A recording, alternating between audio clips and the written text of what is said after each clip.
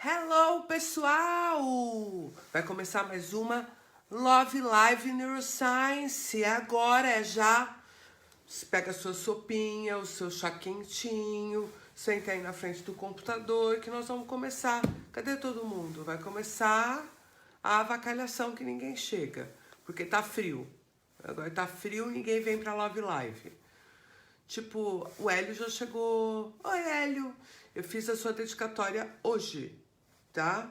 Acho que amanhã já vão despachar seu livro aí pra você.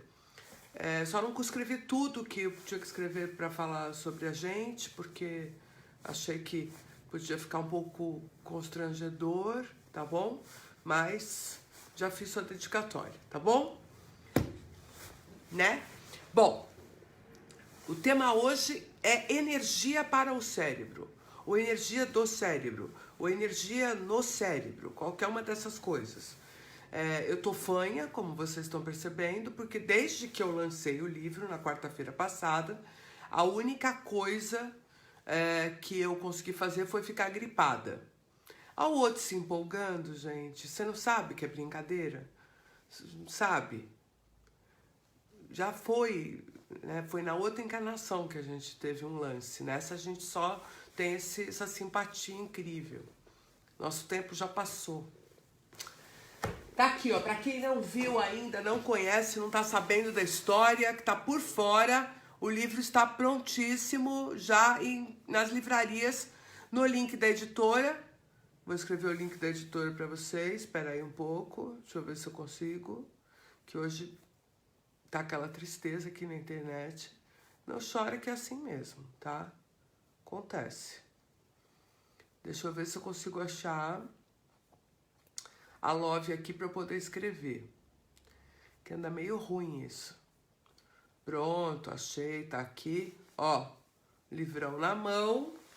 Inclusive esse aqui é de alguém que acabou de chegar. Esse que eu acabei de pegar aqui tem dono. É da Camila Niemeyer, que acabou de entrar aí. E se você ainda não comprou, tá marcando bobeira, vou colocar aqui o link da editora para você se virar lá, tá bom? Já vai lá e já compra. O seu é esse que tá aqui na minha mão, ó. Chega dia 11 aí para você. Que mais que falaram aí? A Glorinha escreveu. Ah, muito obrigada. A Olga, que coisa linda.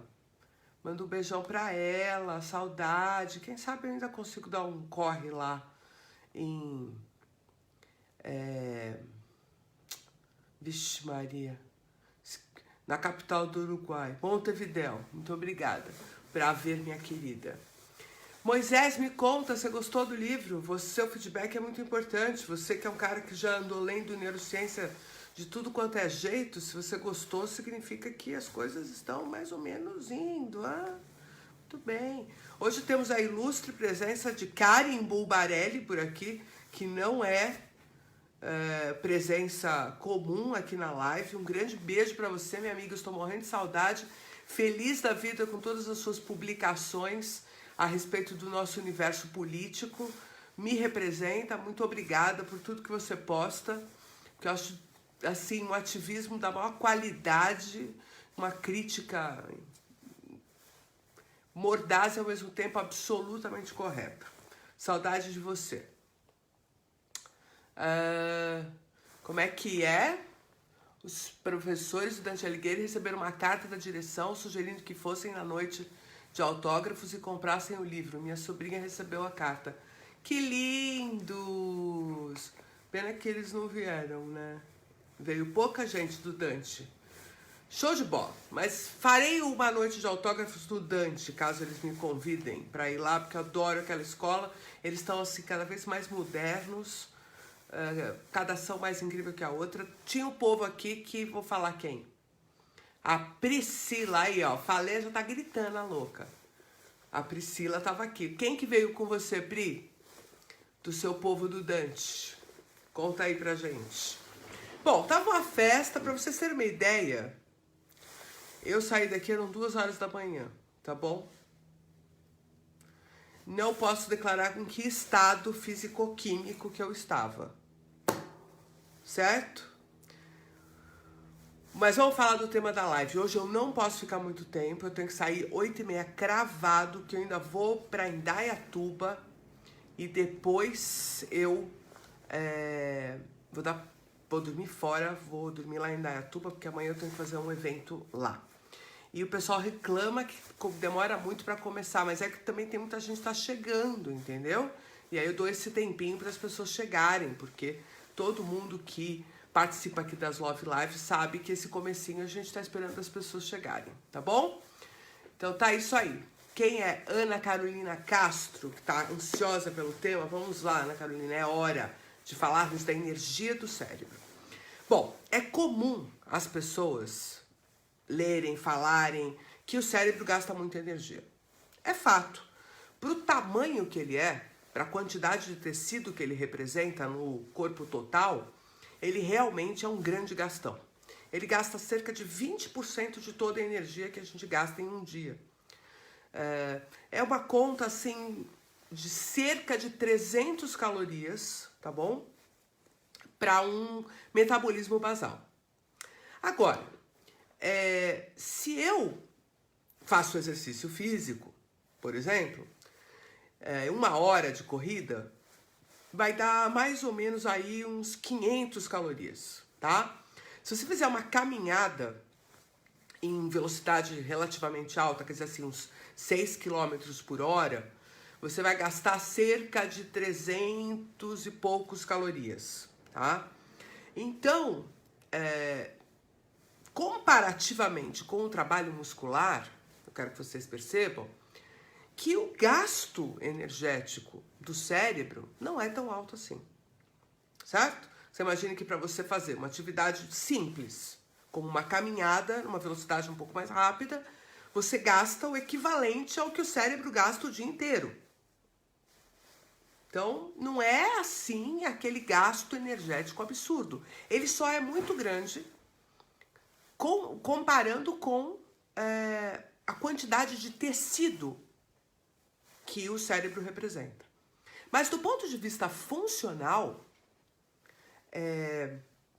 com certeza, o tipo de atividade que o cérebro faz, que é toda baseada em atividade elétrica, e são uma quantidade absurda de potenciais de ação a cada segundo, de verdade, esse processo de gasto energético para o trabalho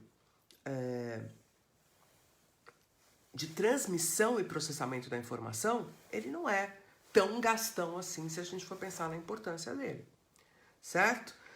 Eu diria até que surpreende pela capacidade de usar a energia de forma bastante harmônica, vamos dizer assim, tá? Mas eu escolhi o tema especialmente porque existe muito equívoco quando se trata desse assunto, tá?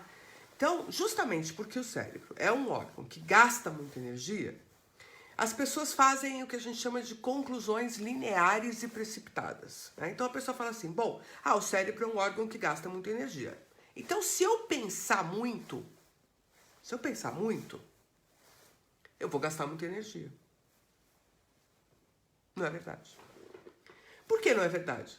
Porque, independentemente do tipo de função que o cérebro está executando, a diferença de gasto energético é mínima. É quase que desprezível para o metabolismo corporal. É completamente diferente da dinâmica muscular, por exemplo. Um determinado músculo em repouso gasta uma quantidade de energia ínfima. Tão logo você coloca esse músculo para fazer contrações ou para fazer qualquer tipo de deslocamento de movimento, você já vai ter ali um incremento de algumas calorias por minuto, dependendo do exercício físico, isso se acentua. Se for um exercício aeróbico, isso vai se acentuar ainda mais, porque você vai fazer o metabolismo baseado no comportamento do corpo como um todo, então não é só um músculo, você tem o deslocamento do seu próprio peso, então a corrida, a natação, ciclismo, um jogo tipo tênis, tipo basquete, são exercícios de alto gasto calórico. tá? Ou uma aula de spinning na academia, 40 minutos, isso vai ser um absurdo de gasto calórico, tá?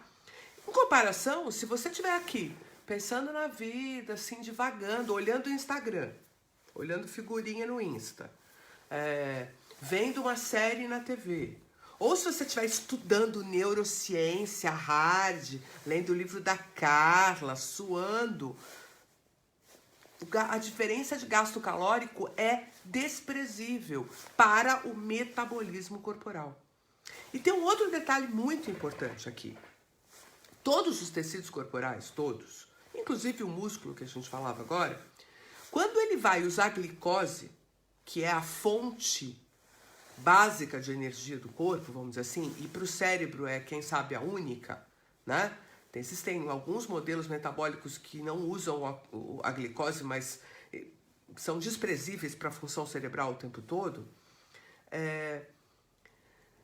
Todos os tecidos precisam que exista uma liberação de insulina para que a glicose contida no sangue possa ser disponibilizada para as células usarem.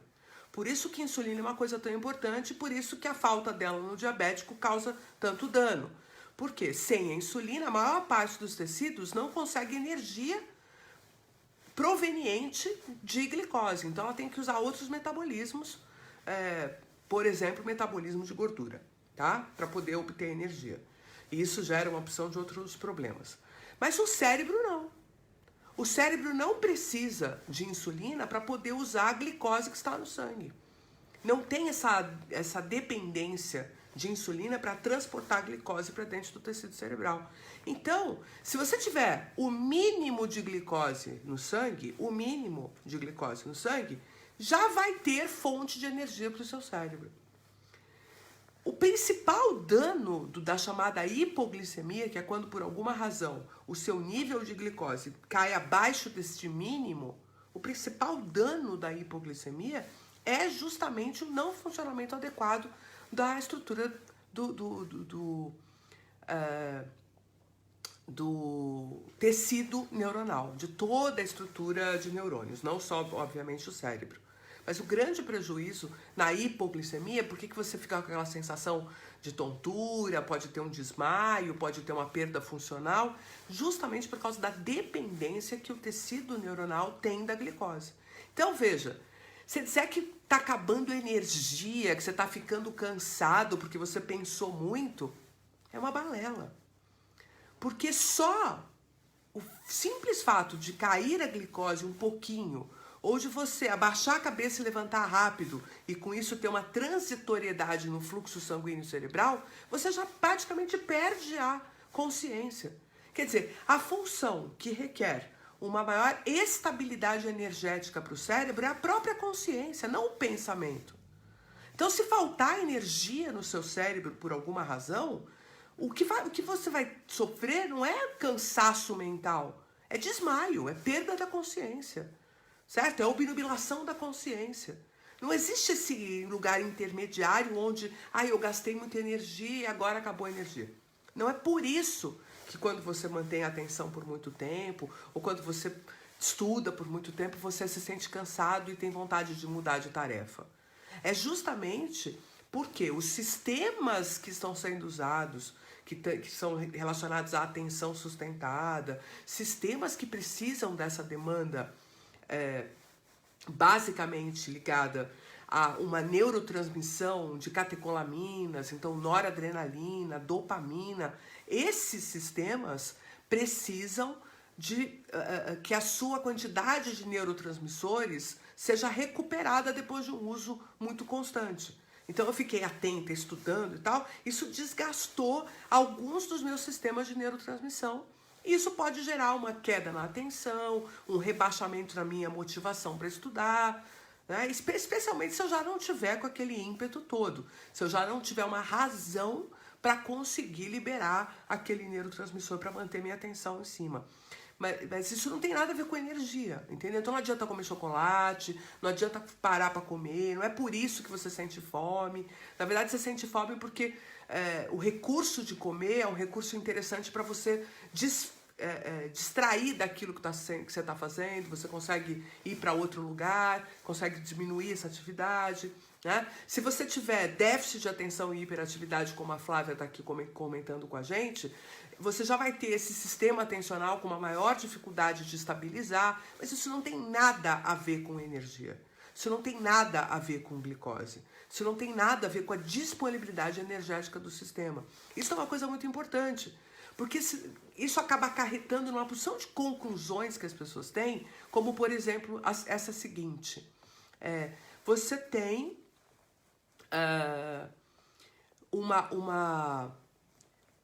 você tem, por exemplo, uma tendência a automatizar comportamentos e responder de forma rápida e automática porque o cérebro quer economizar energia. Besteira. Besteira. Não é por isso. Se ele fizesse uma resposta mais elaborada, ele ia gastar um pouco mais de energia, mas não ia comprometer o sistema. Imagina um sistema que tem que correr, subir em árvore, fugir do predador, vai ficar comprometido por causa de um incremento de energia mínimo, transitório, por causa de uma tarefa que é avaliar melhor uma determinada circunstância. Não é por essa razão que a gente automatiza decisões. É simplesmente porque é muito importante que o sistema nervoso dê respostas rápidas, porque na maior parte do tempo é isso que garante que você está adaptado ao seu ambiente. Para você estar adaptado ao ambiente onde você vive, você precisa responder de forma rápida, você precisa ter comportamentos que já foram testados e que já foram avaliados naquele meio. E que, portanto, são aqueles que são seguros, certo? E que deveriam, então, fazer um trabalho específico para, se você precisar mudar de comportamento, você gerar toda uma atividade para pensar, para equalizar, para verificar novas saídas, verificar novos resultados, né? A Ana Carolina falou assim, funções psíquicas então não consomem energia. A consciência consome quanto? Então, consciência consome o tempo todo que você está acordado. E aí é essa conta aí desses 300 e pouco durante o dia todo, durante 24 horas, né? É a conta total. Não que a função psíquica não consome, ela consome, mas ela não vai consumir mais ou menos dependendo da função que está sendo executada. Você mais ou menos usa a mesma quantidade todos os dias, fazendo qualquer uma das coisas que um cérebro humano faz.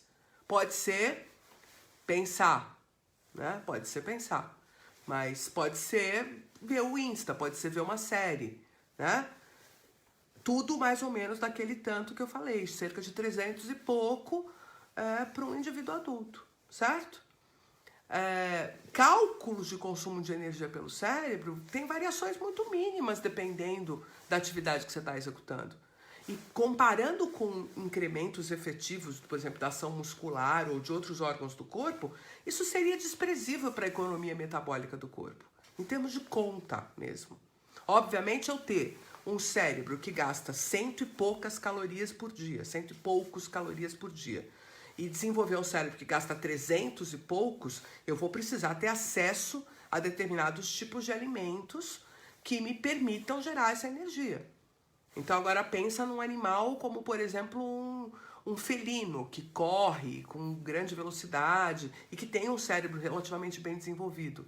Ele precisa se alimentar de acordo com aquele gasto de energia que ele tem. Mas não é o fato dele pensar, vamos dizer assim, que iria aumentar esse consumo. Assim como não é o fato de que a gente está pensando ou estudando que aumenta o consumo a ponto de você precisar ter que comer uma barra de chocolate. Um chocolate sustenta o seu cérebro o dia inteiro. Não faz o menor sentido isso, né? E o pior, que é essa ideia de que para economizar energia, o cérebro acaba fazendo opções de funções que teriam resultados até piores, mas que ele faz para economizar energia. Também não faz sentido. Você escolhe aqueles comportamentos, você executa aquelas tarefas daquela forma, porque de alguma forma elas foram validadas pela experiência. De alguma forma, essas atividades foram sendo compreendidas como adequadas para o ambiente e que estão trazendo os melhores resultados possíveis. Para que você mude aquela atividade, você obviamente precisa dar um feedback para o sistema de que o resultado obtido não está sendo adaptativo. Né? É quase que um feedback de erro, e aí a gente teria que entrar lá na função do cerebelo para poder discutir a intenção do comportamento, discutir o aprendizado dessa mudança de comportamento. Mas fundamentalmente, tá? Fala-se muito sobre isso na internet, fala-se muito por aí dessas conjecturas a respeito de que o cérebro economiza energia, realizando algumas determinadas tarefas, mas do ponto de vista metabólico, do ponto de vista fisiológico, isto não faz nenhum sentido, certo? A Marlique, a minha querida Marlique, também já fiz sua dedicatória, viu, minha querida? Seu livro também já está empacotado para sair amanhã de manhã. Pergunta, a dor de cabeça é por desgaste? Olha que coisa interessante, Marli. O cérebro não dói. O cérebro não tem receptor de dor. O tecido neuronal não tem receptor de dor. O que você tem é nas meninges uma vascularização importante e você tem também uma vascularização que está relacionada também à musculatura. Então veja bem, às vezes a dor de cabeça que você sente, depois que você fica um tempão estudando, ou um tempão lendo, ou fazendo alguma coisa, está relacionada com a cervical, pela posição que você executou. E aí fica uma tensão muscular que gera uma dor que a gente chama de cefaleia cervicogênica. Vale a pena fazer uns ajustes posturais, levantar a cada tempo, espreguiçar, para cuidar dessa coluna, que a dor de cabeça pode vir daí. Depois essa dor de cabeça também pode vir de um desgaste daquela própria neurotransmissão que a gente conversava. Porque um nível atencional muito alto pode gerar uma ativação de adrenalina muito alta, de dopamina muito alta. E esses neurotransmissores podem gerar vasodilatação, e isso tudo pode aumentar a pressão, né, nessas estruturas de meninge. Mas não dentro do cérebro, não está acontecendo nenhuma lesão cerebral, nada disso. Então, em geral, e também tem uma cefaleia que é do estresse, né? Que é toda essa condição que também está associada com cortisol, com adrenalina, fora as enxaquecas, que é um quadro neurológico muito particular. Mas isso não está diretamente associado com um desgaste cerebral.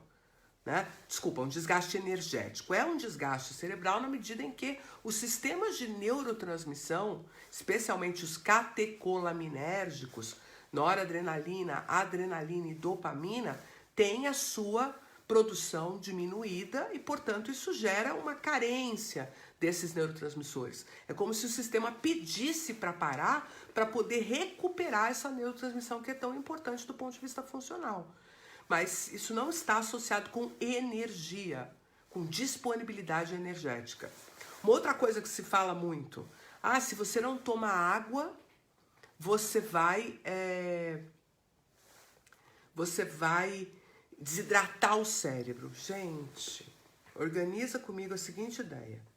Realmente, o cérebro é um órgão que tem muita água, mas músculo também tem. Todas as estruturas têm. Estou pensando aqui, quem não tem? Tendão muscular tem pouco, osso tem pouca água, o resto é tudo água, tá? Agora, quando você tem um tecido como o cérebro, que depende do meio hídrico por conta da sua transmissão iônica e tudo mais, ele é protegido até pela função que ele executa de controle do nosso comportamento. Ele é super protegido. Então veja, se tiver que desidratar alguma coisa, vai desidratar a pele, vai desidratar músculo, vai desidratar o corpo inteiro. E o cérebro vai ser um dos últimos. Até porque os osmorreceptores, que são as estruturas que detectam a osmolalidade do sangue, tá lá no tronco encefálico. Ficam na região AV3V, anteroventral do terceiro ventrículo, se alguém gosta dessa nomenclatura. E os osmorreceptores lá detectam a osmolalidade do sangue. E a partir dessa detecção, eles liberam o ADH para que haja uma retenção hídrica.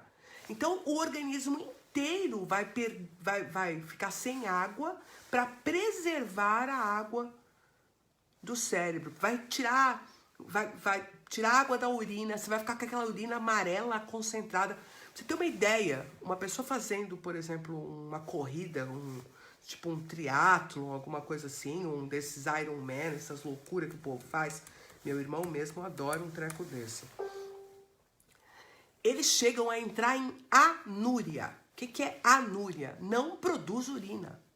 É tanta economia de água para poder preservar a atividade do cérebro, a atividade do coração, a atividade, né, daquilo que realmente não pode abrir mão, que não faz xixi. Não é que não faz porque não faz, não elimina. Não produz urina. Certo? Não produz urina. Aí, isso tudo é porque o cérebro é uma estrutura privilegiada. Agora, você dizer que o cérebro vai parar de funcionar porque falta energia, porque falta água, isso é um desconhecimento da fisiologia do corpo. Isso é, entendeu? Porque a fisiologia do corpo é muito mais elaborada do que isso, gente. É só um quadro patológico em que essas coisas acontecem, tá bom? Como eu disse pra vocês, hoje eu saio 8h30 em ponto, então eu vou responder umas perguntinhas que estão aqui e já vou me despedindo de vocês.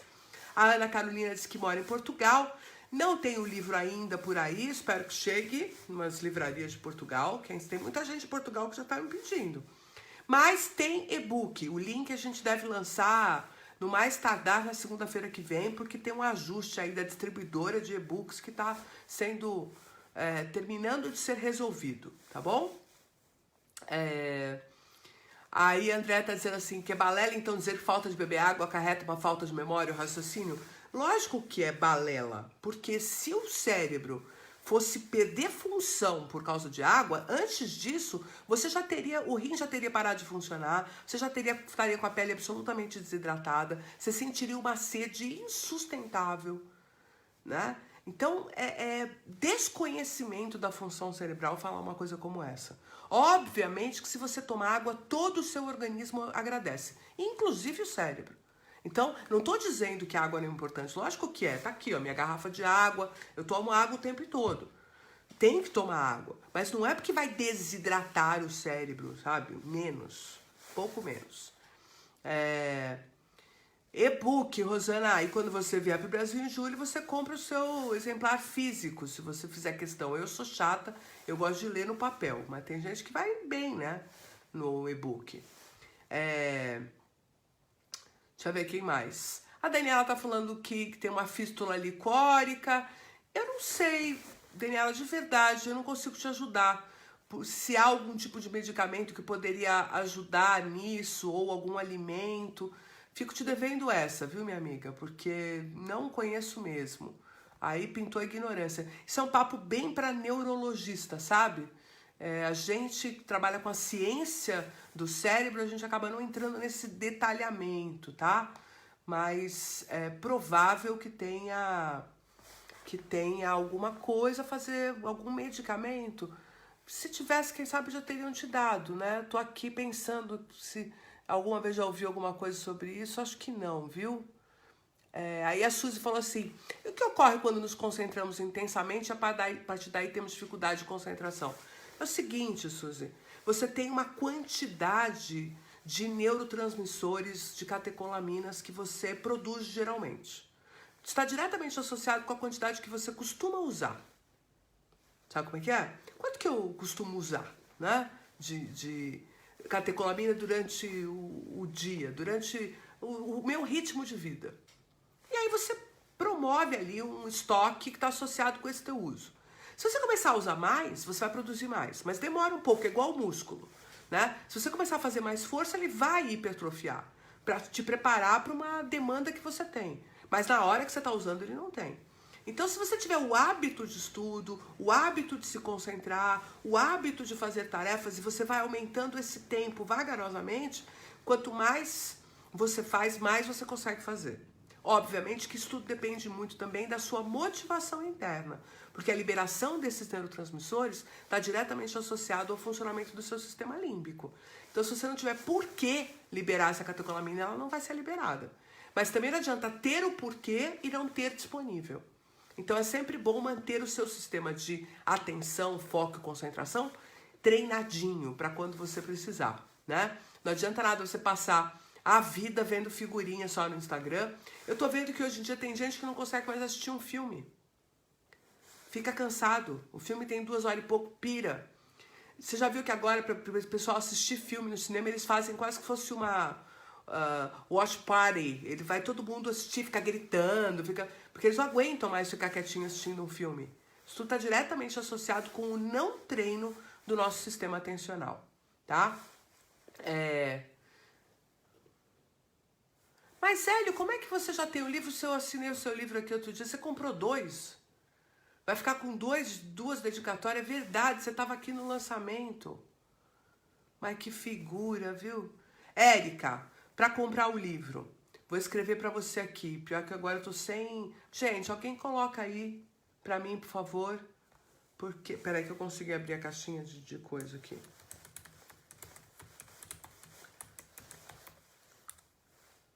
Vai ter nas livrarias do Brasil todo, mas demora um pouquinho para chegar, né? Coloquei o negócio errado ali. Peraí, deixa eu coisar de novo.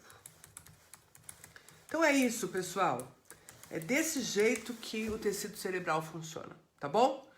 Espero que vocês tenham curtido essa live. Eu não consigo ficar mais tempo hoje mesmo, porque tem essa pessoa lá embaixo me esperando para eu ir para Indaiatuba. Amanhã a gente faz um workshop de vieses inconscientes na John Deere, que é uma super empresa, para quem não conhece, que produz equipamentos, né, agropecuários, aquelas coisas todas. Lógico que eu fiz uma dedicatória para você, Marli Molina. Você acha que eu ia perder essa chance? Beijo para vocês.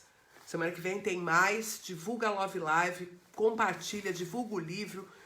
Tira foto você com o livro, põe na internet, dá essa força aí pro autor. Você acha que é fácil vender livro? Ainda não, Brenda, mas semana que vem provavelmente já vai estar o e-book também no Kindle. Beijo, se cuidem, até!